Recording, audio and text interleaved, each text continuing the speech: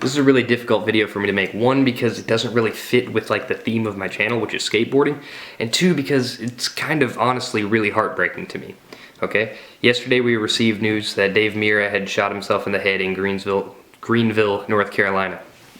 And if you know anything about Greenville, you know that it's referred to in the BMX community as Pro Town, USA, or Pro Town. And that's because way back in the day, when Dave Mirra's brother was going to college, he moved down to Greenville to go to ECU. Dave Mirra came with him, and then Ryan Nyquist followed soon after. They were roommates for a while, and now there's like 20-something pros that live in Greenville. It's like the mecca of BMX. It's like skateboarders have LA, BMXers have Greenville, and Greenville's that close to me, and I knew that as a child, okay? Dave Mirra was a huge inspiration to me when I was younger, because before I had a skateboard, I rode bikes, and there was a period where it kind of overlapped, and basically, essentially what happened was I had stolen one too many props magazines from the school media center and played way too many Dave Mirra video games after class in my computer classes. I would just blast through all of my work or go into the files and I'd copy and paste somebody else's work because it was all just keyboarding and I didn't feel like typing, so I'd wait until somebody else was done, copy and paste theirs and put it in mine because nobody password protected their stuff. That's the kind of stuff you used to be able to get by with in school, especially in middle school, because they didn't expect you to think of things like that. But that's how my mind works. So I drew a lot of inspiration from Dave Mirra. Early on, much earlier on in like elementary school, I used to build ramps in my backyard and I would line up the neighbor kids and see how many of them I could jump, just basically to impress the neighborhood girls, which was a lot of fun. And it actually worked really well, but it resulted in some pretty gnarly scars. And then flash back forward. Well, I guess it makes more sense for me to tell you that when I was 7 or 8, my dad bought me a GT Dyno BMX bike, and it was just like my prized possession. It was the nicest bike in the neighborhood. I took super good care of it. I was constantly oiling the chain and making sure it was running properly. I had that bike for a very long time, and I'd still have it to this day if my dad hadn't cleaned out the shed and thrown it away because it was in his way, essentially. It meant nothing to him. It meant the world to me, and there was nothing I could say to make him let me keep it. So it got tossed after over a decade of owning it. I'm sorry, this video is going to be long. You can click away now if you want, if it doesn't interest you. I don't care. Honestly, I'm just trying to like let this out. I need to talk about it, and nobody else wants to listen to me, so I'm putting it on the internet.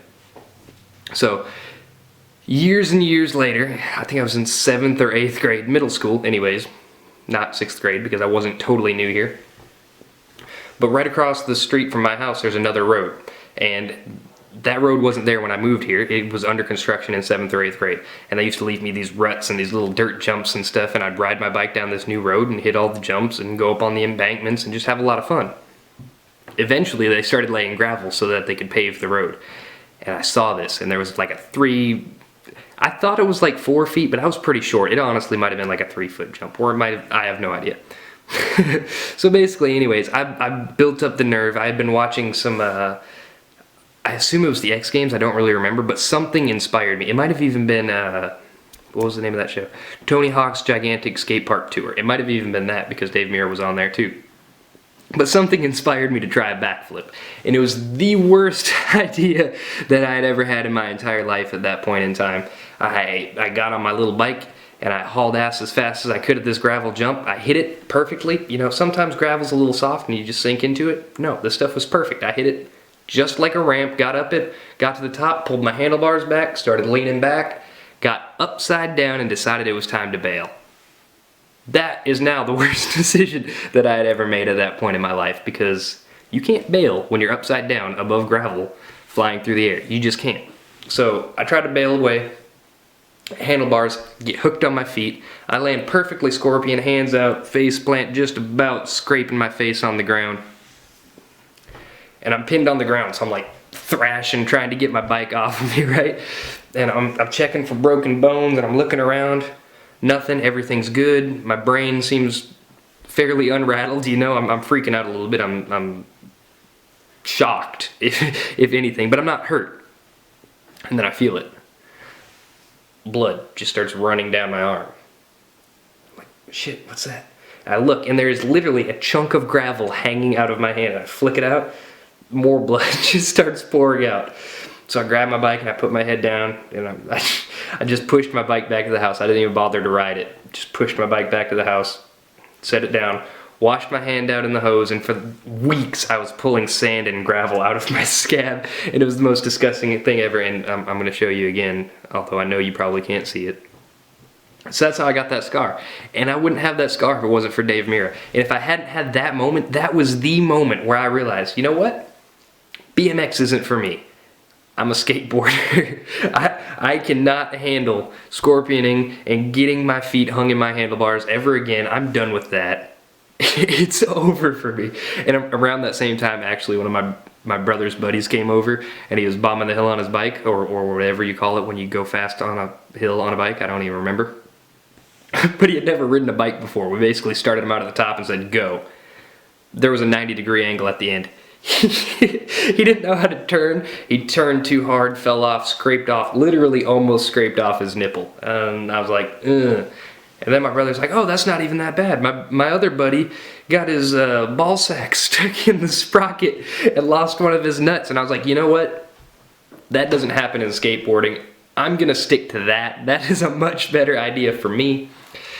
And so essentially that's how skate speech came to be. I would have may have never fully dedicated myself to skateboarding if it wasn't for those events and the Tony Hawk video games and the Tony Hawk Gigantic Skate Park Tour. Those are the things in the media that really drew me to skateboarding.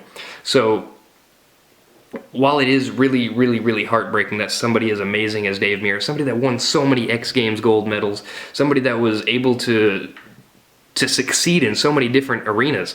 He was an excellent BMX rider. He was an excellent global rallycross driver. He was Iron Man.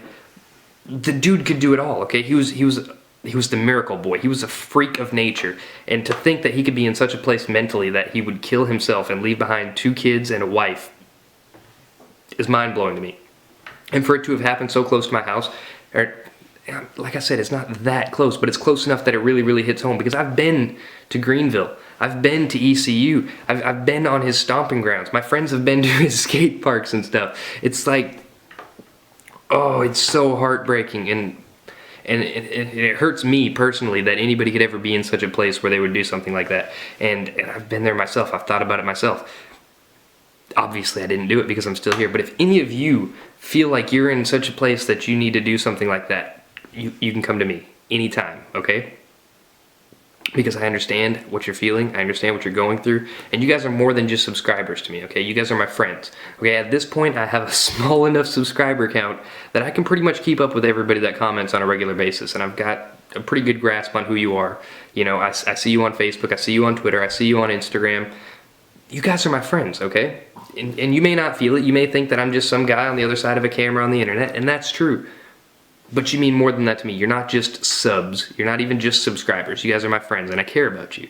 So if you're feeling some type of way and you need to talk about something, hit me up. Don't try to take care of it yourself if you don't think you can do it. If you need help and you don't think anybody else is going to listen, sometimes it's easier to talk to a stranger.